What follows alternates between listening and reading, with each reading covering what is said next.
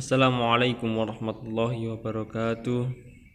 Alhamdulillah, kehadirat Allah Subhanahu wa taala yang telah melimpahkan kepada kita semua sehingga kita dapat berjumpa kembali di daring pagi hari ini dengan keadaan sehat walafiat.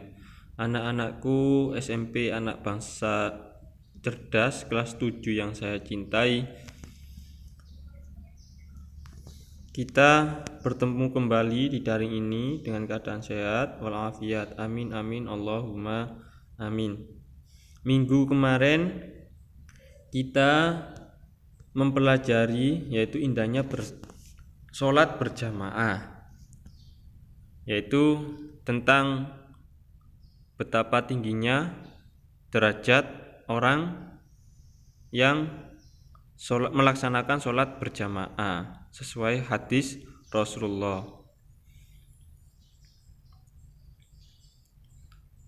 Kali ini kita akan mempelajari syaratnya, terus rukunnya dalam sholat berjamaah, atau hal-hal yang menghalangi boleh tidak melaksanakan sholat berjamaah. Yang pertama adalah syarat sah sholat berjamaah. Bisa sambil kalian lihat pada layar kalian masing-masing. Syarat sah sholat berjamaah yaitu yang pertama adalah ada imam kelas. Yang kedua, makmum berniat untuk mengikuti imam. Yang ketiga adalah sholat dikerjakan di dalam satu majelis atau di dalam satu tempat, bukan terpisah. Jadi secara syariat tidak bisa sholat berjamaah itu disecarakan dengan daring, tidak bisa. Jadi harus di dalam satu tempat dan juga harus kelihatan antara makmum dengan imamnya. Yang D adalah sholat makmum sesuai dengan sholatnya imam. Jadi ketika niat imam melaksanakan sholat asar, otomatis makmum juga harus melaksanakan sholat asar. Bisa dikatakan sholat berjamaah. Tetapi kalau imam berbeda sholatnya dengan makmum, maka tidak bisa dikatakan sholat berjamaah. Itu adalah merupakan syarat sahnya sholat berjamaah. Nah, kayak seperti contoh ketika ada imam di masjid dengan niat sholat asar pada waktu itu, sedangkan si makmum ini adalah orang yang bepergian mampir di dalam masjid, dengan menjamak sholatnya atau menggabungkan sholatnya dengan mengikuti imam yang di sholat asar saja, maka sholat yang seperti itu tidak bisa dikatakan sholat berjamaah. Jadi kalau sholat menjamak harus sama-sama dengan sholat menjamak, itu bisa dikatakan sholat berjamaah.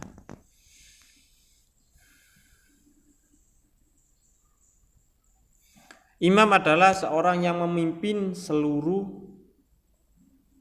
sholat yang berjamaah di dalam satu wadah atau satu majelis tadi. Nah, syarat yang dimaksud adalah yang pertama adalah mengetahui.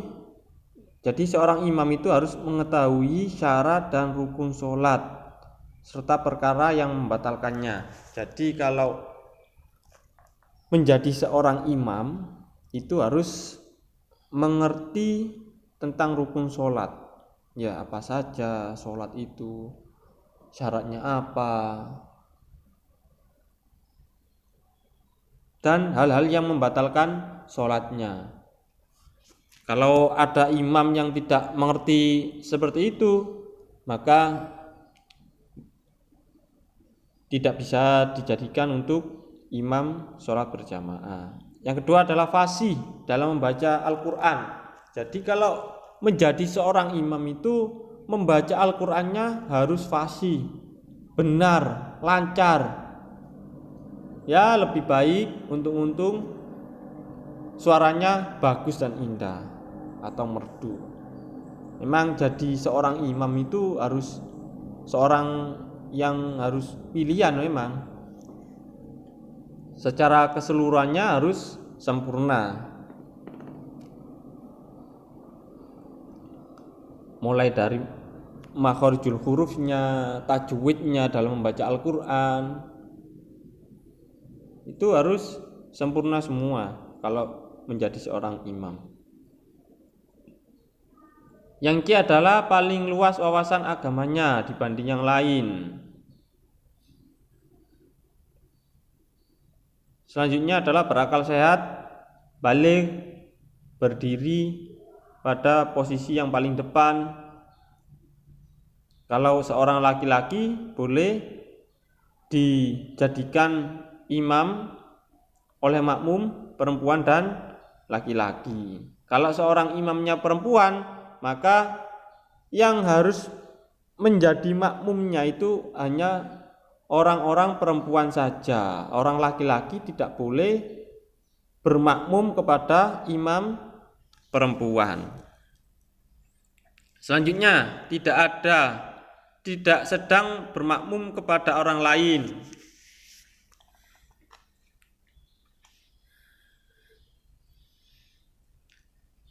Syarat-syarat menjadi makmum sekarang. Insya Allah yang apa saya terangkan tadi sudah kalian pahami.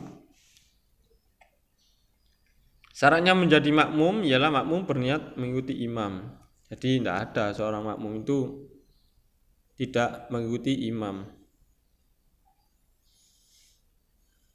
Yang kedua adalah mengetahui gerakan sholat imam. Nah ini seperti yang saya terangkan tadi. Jadi kalau seorang makmum dengan imam tadi harus mengetahui gerakannya, tidak ada halangan untuk melihat gerakan imam. Jadi imam itu tidak boleh terhalangi, harus kelihatan oleh semua makmumnya. Mulai dari gerakannya. Ya, jadi makmum itu harus kelihatan. Tidak boleh ada satir atau penutupnya. Berada dalam satu tempat dengan imam. Nah, ini saling berhubungan ini antara mengetahui gerakan imam dan berada dalam satu tempat. Seperti contoh begini.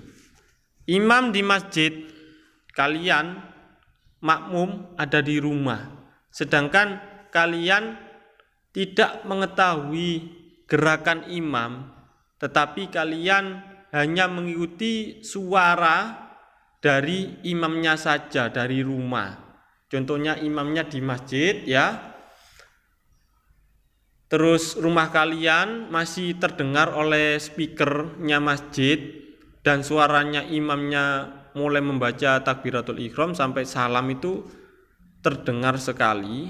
Sedangkan kalian mengikuti imamnya dari rumah, tidak kelihatan gerakan imamnya. Lah itu tidak boleh. Ya, jarak jauh. Karena sahnya berjamaah itu harus kelihatan imamnya. Makmum harus kelihatan gerakan imamnya. Jadi tidak ada satir antara imam dan makmum. Jadi tidak boleh ya kalau di rumah mengikuti imam niat sholat berjamaah. Aduh di rumah saja karena rumah saya dekat dengan masjid, maka saya tidak usah ke masjid saja. Cukup mengikuti suaranya dari masjid. Nah itu tidak boleh karena tidak mengetahui gerakan imam.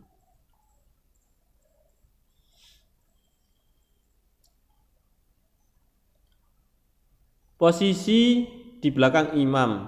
Nah, seorang makmum ya harus posisinya berada di belakang imam. Yang terakhir adalah hendaknya sholat makmum sesuai dengan sholat imam. Nah, yang seperti saya terangkan tadi, sholatnya imam dengan makmum itu harus sama. Kalau imam niatnya sholat asar ya harus sesuai imam. Sebagai makmum harus mengikuti imam, sholat asar juga.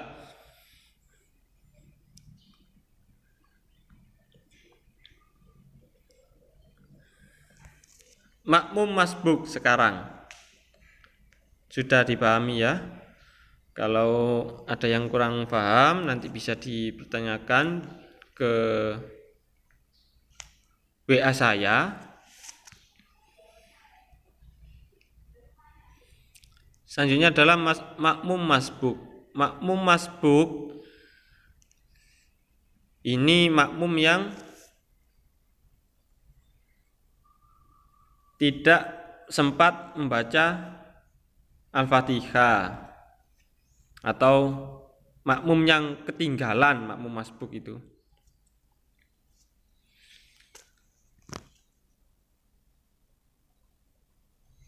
Jika kalian dalam kondisi ketinggalan berjamaah,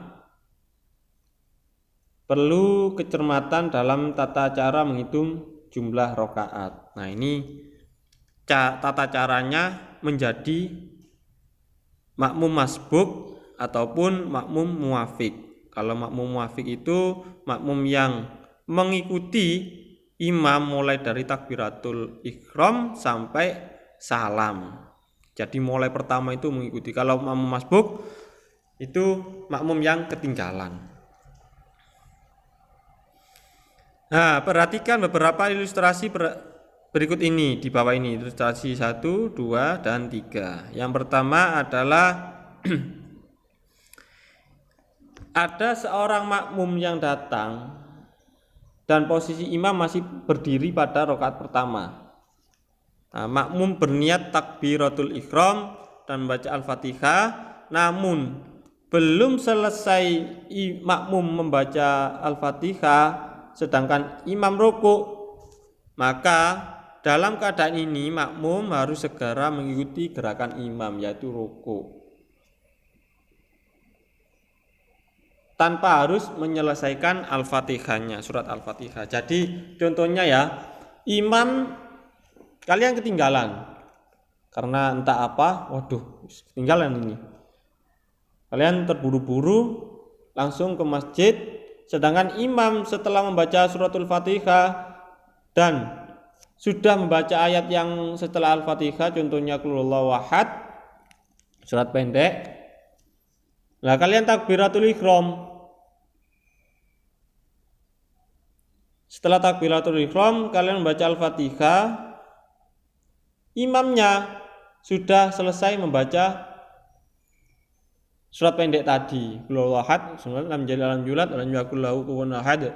Allahu akbar. Nah, ketika takbirnya seorang imam tadi sedangkan kalian sebagai makmum masbuk ketinggalan tadi sedang membaca surat Al-Fatihah, contohnya seumpamanya dapat 3 ayat, alhamdulillahirabbil alamin arrahmanir rahim maliki yaumiddin, sampai situ saja lah. Maka dari itu kalian diharuskan untuk segera mengikuti pergerakan imam, yaitu rukuk tadi. Nah, secara penghitungannya tetap kalian mendapatkan rakaat pertama tadi. Iya, tanpa harus menyelesaikan bacaan Al-Fatihah tadi. Nah, hukumnya bagaimana? Tetap rakaatnya utuh, tidak berkurang, walaupun Fatihahnya tidak selesai. Nah, Al-Fatihah hukumnya tadi sudah terikuti oleh imam. Ya, jadi ikut imam Al-Fatihah kita tadi.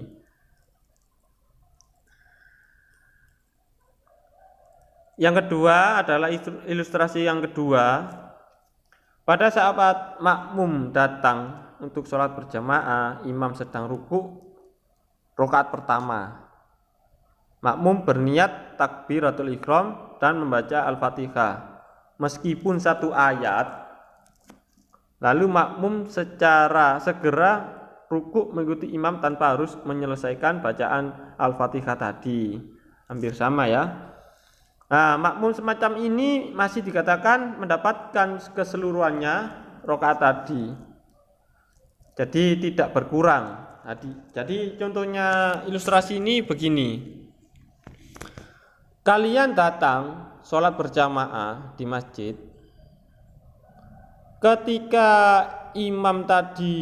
Ketika kalian datang, sedangkan imam tersebut sudah rukuk takbir, Allahu Akbar. Nah, kalian tidak apa-apa, harus langsung segera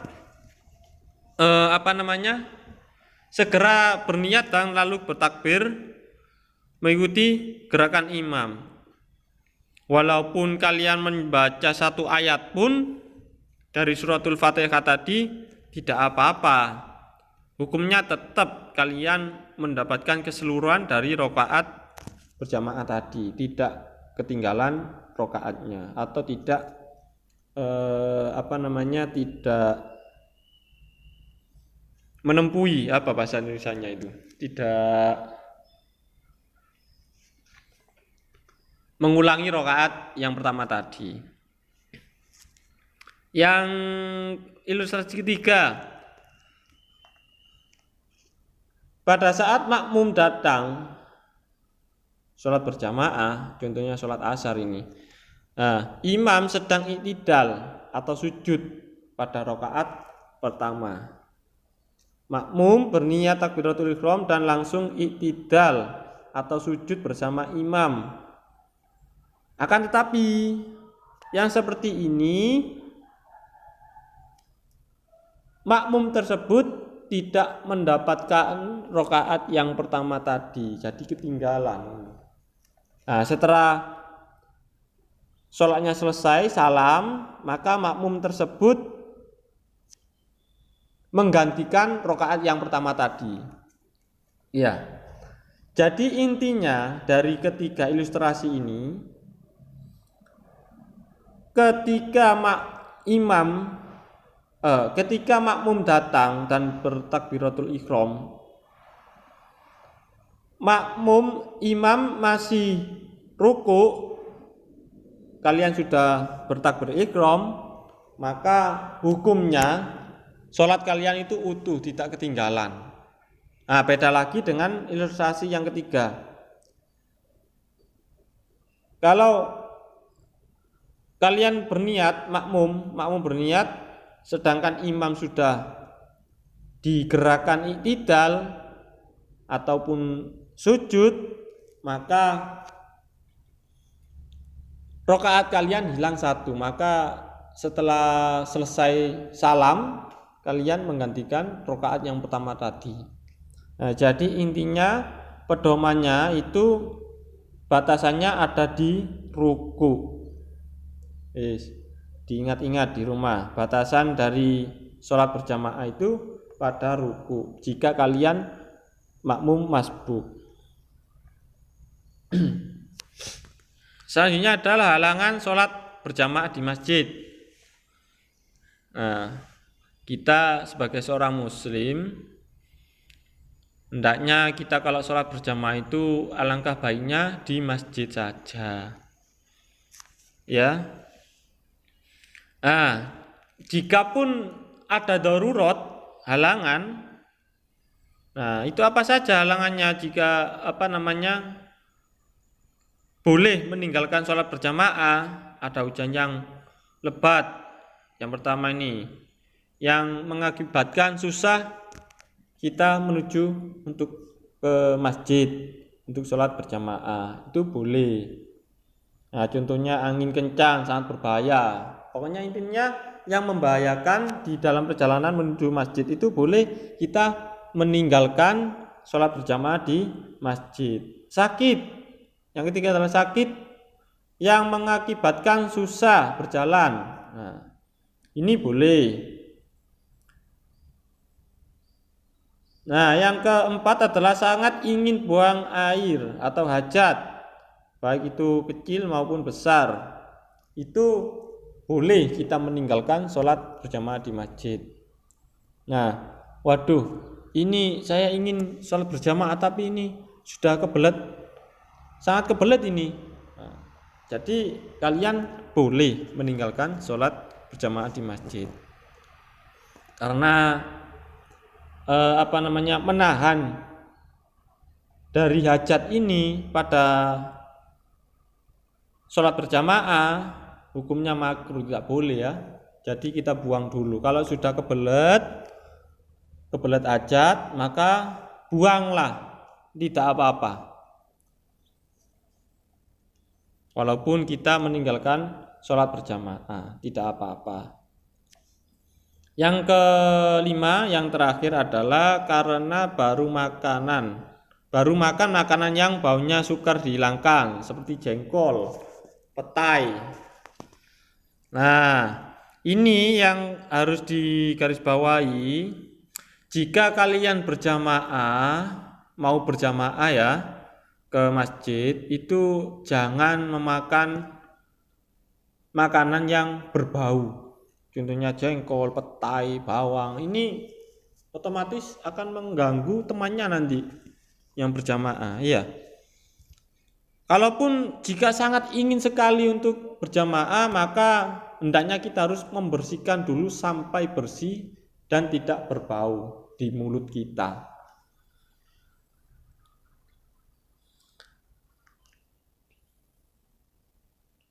Yang D ini bisa kalian lihat pada buku mapel PAI yang dari sekolah atau yang sudah saya berikan link di grup WA untuk Google ini. Bisa kalian pelajari sendiri sampai Do sampai E, pembiasaan sholat berjamaah, kalian baca di rumah. Tugas untuk daring hari ini, kalian rangkum tadi syarat sahnya sholat berjamaah ataupun imamnya, syarat-syarat imam yang sudah saya terangkan tadi. Kalian rangkum, kalian foto seperti biasa, dikumpulkan di WA saya. Jadi mulai syarat sampai halangan sholat berjamaah tadi. Sampai Do, pembiasaan sholat berjamaah. Kalian tulis secara lengkap. Ya, meskipun dirangkum tapi lengkap isinya, tidak mengurangi.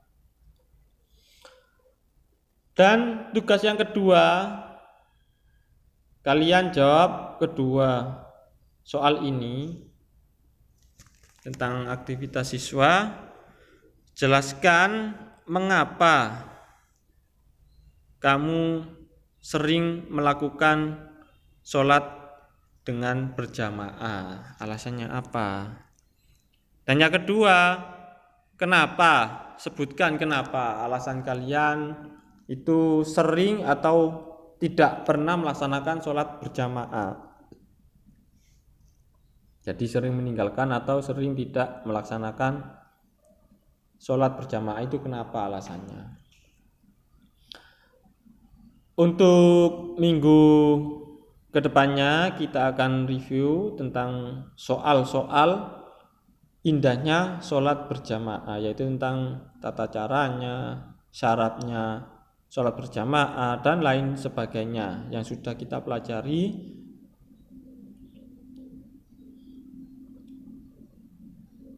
Semoga apa yang saya sampaikan dan yang kita pelajari hari ini bermanfaat bagi kita semua, dan semoga juga kalian di rumah tetap mendapatkan rahmat dari Allah, diberikan kesehatan sehingga bisa mengikuti daring-daring yang selanjutnya. Amin amin Allahumma amin. Assalamualaikum warahmatullahi wabarakatuh.